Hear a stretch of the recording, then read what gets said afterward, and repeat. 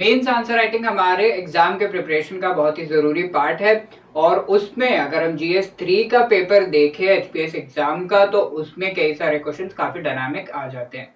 इस वजह से आंसर राइटिंग आपको कंटिन्यूअसली प्रैक्टिस करते रहना है और जो करंट इवेंट्स है उन पर बहुत ही अच्छी आपकी पकड़ होनी चाहिए इस पेपर से रिलेटेड। तो उस पर हम कुछ क्वेश्चंस प्रैक्टिस करेंगे इस सेशन में, जहां पर 4 मार्क्स के क्वेश्चन, 8 मार्क्स का और एक 20 मार्क्स का 3 क्वेश्चन हम देखेंगे करंट कॉन्टेक्स्ट में जो काफी ज्यादा रिलेवेंट है और इंपॉर्टेंट टॉपिक जो रिपीटेडली एग्जाम में पूछे गए हैं इनको आंसर करेंगे। राइट गाइस, आई होप आपको जो क्वेश्चंस मिले थे सुबह में उनको आपने आंसर किया होगा और अभी आप उन क्वेश्चंस के आंसर्स को कंपेयर कर रहे होगे इस सेशन में जो हम डिस्कशन करेंगे उसके थ्रू।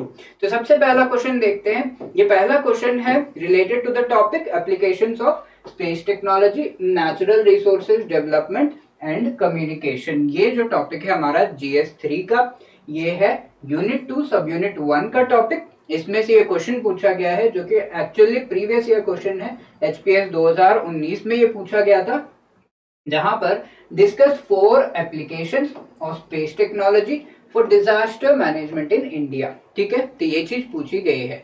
तो स्पेस टेक्नोलॉजी के स्पेसिफिकली 4 एप्लीकेशंस पूछे गए हैं। तो हम अगर इसे माइक्रो क्वेश्चन में डिवाइड करें तो एप्लीकेशंस पूछे गए हैं और ये एप्लीकेशंस कौन से फील्ड में, डिजास्टर मैनेजमेंट के फील्ड में पूछे गए हैं।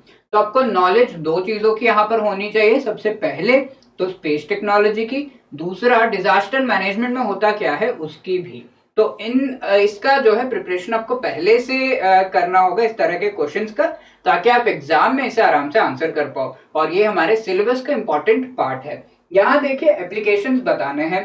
तो सबसे पहले आप जो है डिजास्टर मैनेजमेंट में किसी भी तरह के स्पेस टेक्नोलॉजी के यूज का जो बेसिस है वो बताओगे। यानी कि इंडिया जो है काफी प्रोन है टू नेचुरल डिजास्टर्स, ये चीज आपने बता दी।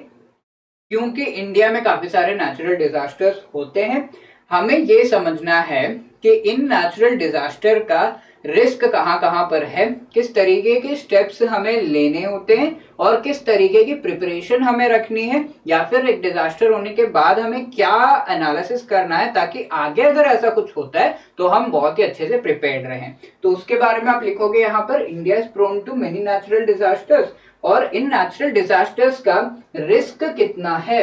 रिस्क यानी कि किस किस तरह का रिस्क हो सकता है, इसके वजह से इकोनॉमिक टर्म्स में रिस्क हो सकता है, एनवायरमेंटल टर्म्स में रिस्क हो सकता है और साथ में सोशल टर्म्स में रिस्क हो सकता है। इस सभी रिस्क को असेस करने के लिए एक तरीके से उस डिजास्टर के वजह से क्या इफेक्ट हो रहा है वो जानना जरूरी है और उस चीज में हम यूज करते हैं स्पेस टेक्नोलॉजी का, जहां पर satellite and field based observations किए जाते हैं through the space technology. Specific अगर हम यहाँ पर स्पेस टेक्नोलॉजी के यूजेस बताएं तो वो हम बता रहे हैं। The following are the applications of space technology for disaster management in India, ये चीज हमने बता दी।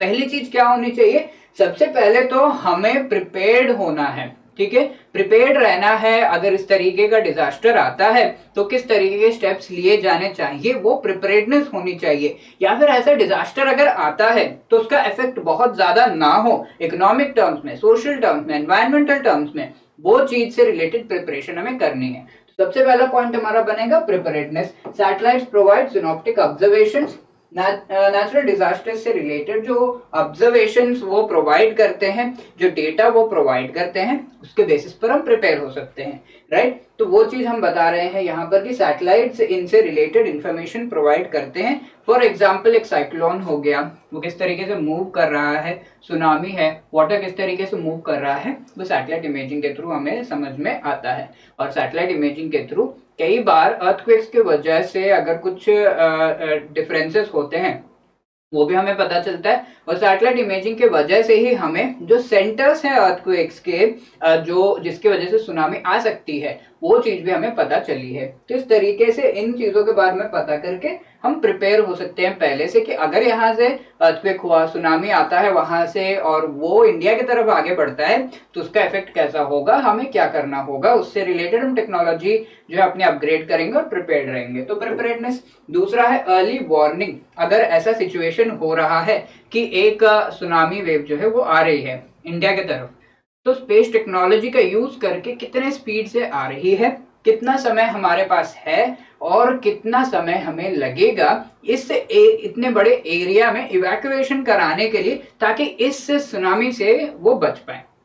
कोस्टल रीजन की अगर हम बात करें तो एक एग्जांपल है सुनामी का अगर हम लें तो अर्ली वार्निंग, इस तरीके के सिचुएशन में इतने घंटे पहले वार्निंग आ जानी चाहिए। तो स्पेस टेक्नोलॉजी के थ्रू वो वार्निंग जो है, जो स्टेशन हैं उनके थ्रू, ग्राउंड स्टेशन के थ्रू वो वार्निंग देने का काम जो है वो किया जा सकता है। तो अर्ली वार्निंग, और इस चीज में ऑब्वियसली हमारा जो इसरो है, इंडियन स्पेस रिसर्च ऑर्गेनाइजेशन, उसके थ्रू एफर्ट्स जो है लगाए जा रहे हैं इन वार्निंग एंड इवैक्यूएशन। जो एनडीआरएफ है, एसडीआरएफ है, उनके द्वारा हेल्प लेकर की जाती है। गवर्नमेंट जो है इन्वॉल्व होते हैं इसमें, तो वो सारी चीजें हम प्लान कर पाएंगे। ठीक है, ये दूसरी चीज है अर्ली वार्निंग। साथ में रिस्पॉन्स। अब लेट से सुनामी आ गया, आने के बाद रिस्पॉन्स किस तरीके से करना है, कौन कौन से एरियाज में वो बढ़ रहा है, सैटेलाइट इमेजिंग के थ्रू रियल टाइम हम वो पता लगाते हैं। कौन से एरियाज में पहले इवैक्यूएशन करानी है, लेट से इतना बड़ा कोस्ट लाइन है हमारा और इस कोस्ट लाइन में यहाँ पर सुनामी पहले आ रहा है, वो चीज हमें पता चल रही है, तो उस एरिया में पहले इवैक्यूएशन कराना है, कैसे पता चलेगा, सैटेलाइट इमेजिंग के थ्रू। ओके, तो ये सारे हम डिसाइड कर सकते हैं और जैसे ही ये चीज होती है हम रिस्पॉन्ड किस तरीके से करते हैं, उससे रिलेटेड हमारा जो डिसीजन होता है वो हम ले सकते हैं। ये सारी चीजें भुवन जियो पोर्टल पर जो है रियल टाइम अपडेट होती है, ये चीज हम बता सकते हैं। दूसरा है हजार्ड जोनेशन, यानी कि सुनामी का इफेक्ट कहां पर होगा। हम ये नहीं कह सकते कि दिल्ली में होगा, राइट, दिल्ली तक होने का तो चांसेस है नहीं, कोस्टल रीजन्स में ही होगा। तो सुनामी का हजार्ड कोस्टल एरियाज में है। अब अर्थक्वेक का जो हजार्ड है वो कहां पर है, ये चीज जो पहले हो चुका है और जो अलग अलग एरियाज में डैमेज हुआ है उसके थ्रू, रिमोट सेंसिंग के थ्रू जो डेटा उस समय कलेक्ट हुआ था उसके बेसिस पर एनालिसिस करके जोन बना सकते हैं इस चीज का। लैंडस्लाइड्स कहाँ कहाँ ज्यादा होते हैं, हिमाचल में काफी होते हैं, तो हिमाचल में कौन से एरियाज में ज्यादा होते हैं, तो इससे रिलेटेड जो जोन बना रहे हैं हम, यानी कि इस जोन में बहुत ज्यादा ये लैंडस्लाइड होने का खतरा है, इस जोन में थोड़ा कम है, इस जोन में थोड़ा कम है, यहाँ पर होते ही नहीं है, राइट। तो ये जोनेशन जो होता है, ये जो हम अलग अलग एरियाज को इस तरीके से क्लासीफाई करते हैं उसे हम जोनेशन कहते हैं। उसमें भी हमें सैटेलाइट इमेजिंग हेल्प करती है। तो ये चार जो पॉइंट्स हमने बता दिए, पहले क्या, जब आ जाता है डिजास्टर, और जब डिजास्टर हो गया उसके बाद जो एनालिसिस हमने किया उसके बेसिस पे हमने जो जोनेशन किया है, यानी कि आगे के लिए हमें इन एरियाज में अगर इस तरीके की चीज रिपीट होती है तो हमें प्रिपेयर्ड रहना है, तो ये जोनेशन करने में भी हेल्प करता है। तो इस तरीके से space technology helps in mitigation of the disasters. ठीक है, तो ये चीज हमने लिख दी। सेकेंड क्वेश्चन भी सेम टॉपिक से है, यूनिट 2 सब यूनिट 1 का है। ये अभी 2017 में एचपीएस में पूछा गया था, 120 वर्ड्स में से आंसर करना है 8 मार्क्स के लिए। ठीक है, तो यहाँ पूछा गया what do you understand by space technology, पहला माइक्रो क्वेश्चन। दूसरा, describe the role of space technology for natural resource mapping and management. ठीक है, तो ये चीज पूछी गई है। दो माइक्रो क्वेश्चन यहाँ पर बन रहे हैं। पहला आपको आंसर करना है कि स्पेस टेक्नोलॉजी क्या है और स्पेस टेक्नोलॉजी का एक्चुअल रोल क्या है, वो भी आपको आंसर करना है in natural resources mapping and management. ठीक है, दो माइक्रो क्वेश्चंस बन रहे हैं। पहले हम स्पेस टेक्नोलॉजी को डिस्क्राइब करेंगे। क्या होता है space technology? It is the space science और एरोस्पेस इंडस्ट्री जहां पर हम space flight, satellite, space exploration ये सब यूज करते हैं।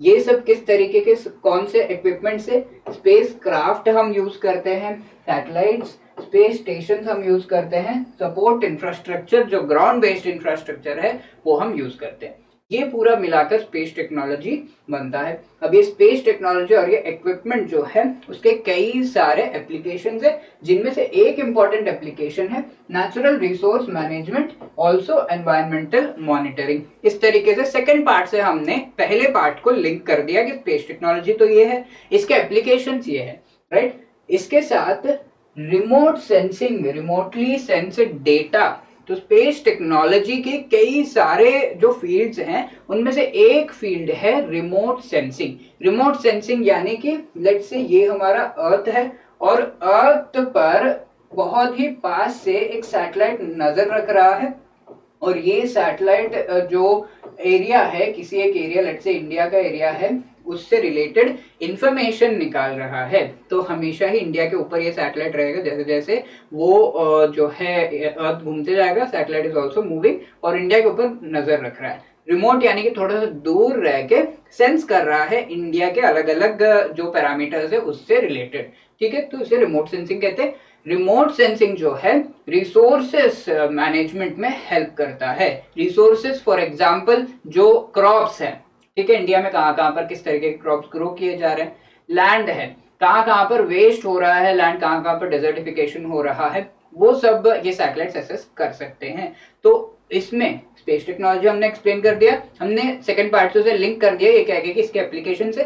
थर्ड पॉइंट में हम ये लिख रहे हैं कि रिमोट सेंसिंग जो की जाती है वो मेनली यूज होती है रिसोर्स मैपिंग एंड मैनेजमेंट में। तो देख रहे हो आप, दोनों पार्ट्स को हम लिंक करते हुए जा रहे हैं। इमीडिएटली हम बताएंगे क्या रोल है स्पेस टेक्नोलॉजी का for natural resource mapping and management और अलग अलग फील्ड्स में किस तरीके से स्पेस टेक्नोलॉजी हेल्प कर रहा है, ये चीज हम बताएंगे। नेचुरल रिसोर्सेज क्या क्या है इसमें, एग्रीकल्चर हो गया, क्रॉपलैंड हो गया, फॉरेस्ट हो गए, एयर, वाटर, ये सब नेचुरल रिसोर्सेज है। इनको मैनेज करने में स्पेस टेक्नोलॉजी का क्या पार्ट है वो हम बताते हैं। ये इन्फॉर्मेशन आपको इसरो के वेबसाइट से मिल जाएगी। सबसे पहला क्या है, एग्रीकल्चर। तो हम बस सिंपली ये कह देंगे कि हाँ क्रॉप्स जो है उनसे रिलेटेड डेटा निकाला जाता है और उस डेटा को यूज किया जाता है। तो काफी सिंपल सा पॉइंट होगा। यहाँ देखिए कुछ चीजें हमें यहाँ पर ऐड करनी होगी प्रेजेंट कॉन्टेक्स्ट में। क्रॉप स्टैटिस्टिक्स ये जो है निकाला जाता है कि अलग अलग एरियाज में किस तरीके के क्रॉप्स ग्रो हो रहे हैं, क्या वहां पर क्रॉप्स ग्रो होने की रेट कम हुई है, इससे रिलेटेड स्टैटिस्टिक्स जो कि हेल्प करे प्लानिंग एंड डिसीजन मेकिंग में गवर्नमेंट एंड वेरियस ऑर्गेनाइजेशंस को। क्रॉप प्रोडक्शन के फोरकास्ट किए जाते हैं। इससे रिलेटेड इसरो का एक प्रोजेक्ट है जिसे केप यानी कि crop acreage and production estimation project कहा जाता है।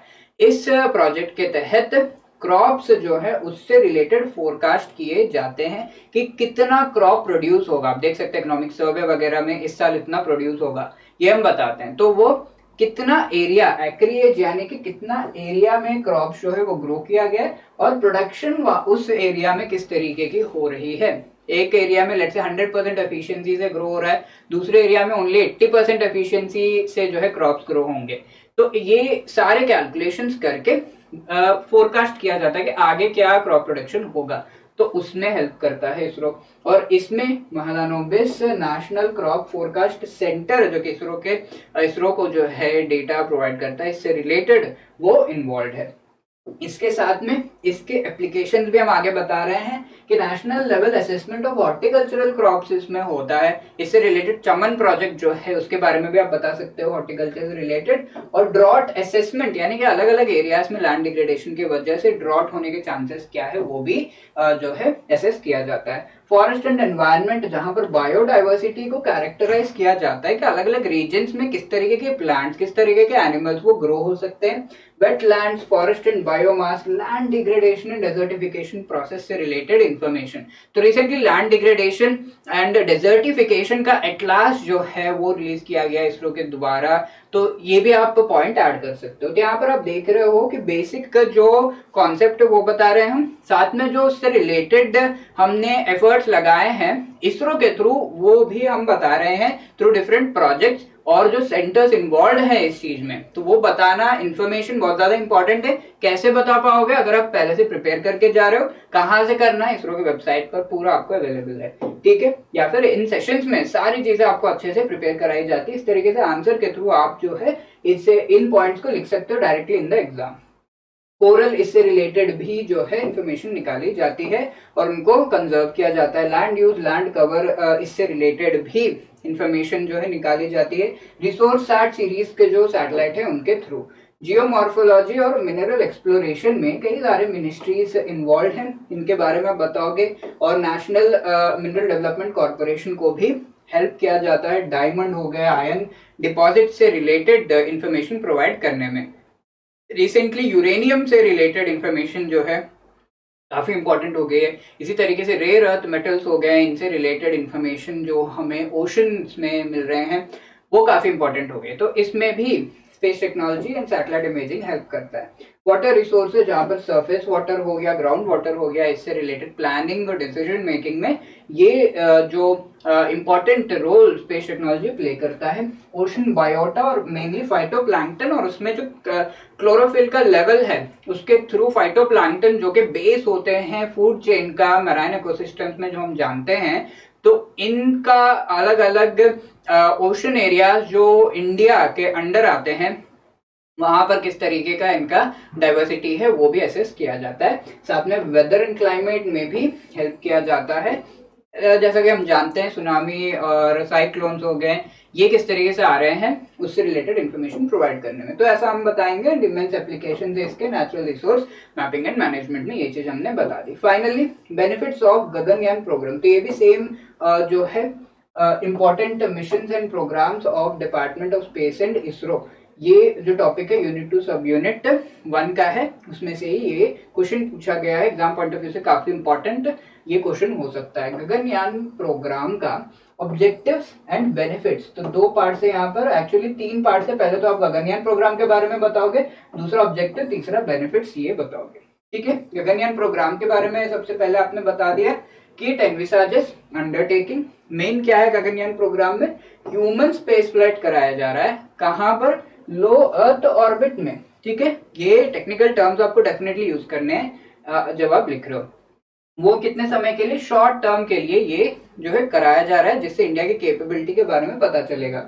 और ये जो है सस्टेन्ड, आगे हम प्लान कर रहे हैं सस्टेन्ड जो Indian human space exploration programme long run के लिए, शॉर्ट टर्म के लिए अभी गगनयान किया जा रहा है, ताकि आगे हम और भी प्रोग्राम्स प्लान कर सके लॉन्ग रन के लिए। ठीक है, ये चीज हमने बता दी कि मेन गगनयान प्रोग्राम है क्या। इसमें टेक्निकली क्या प्लान किया जा रहा है? 2 अनमैन्ड मिशंस जहां पर ह्यूमंस इन्वॉल्व नहीं होंगे, इन्हें जो है विदाउट ह्यूमंस छोड़ा जाएगा। 1 मैन्ड मिशन, यानी कि फाइनली ह्यूमंस को जो है इस स्पेस क्राफ्ट में भेजा जाएगा लो अर्थ ऑर्बिट में, और कुछ टाइम के लिए वो रहेंगे in the space and they will come back. तो ये चीज की जा रही है, इसरो के द्वारा किया जा रहा है। एकेडमिया, इंडस्ट्री, नेशनल एजेंसीज इसमें इन्वॉल्व है। इसका टोटल कॉस्ट जो है लगभग 9000 करोड़ तक आ रहा है। अगेन ये इन्फॉर्मेशन इसरो के वेबसाइट से हमें मिली है। ऑब्जेक्टिव्स क्या है गगनयान प्रोग्राम के?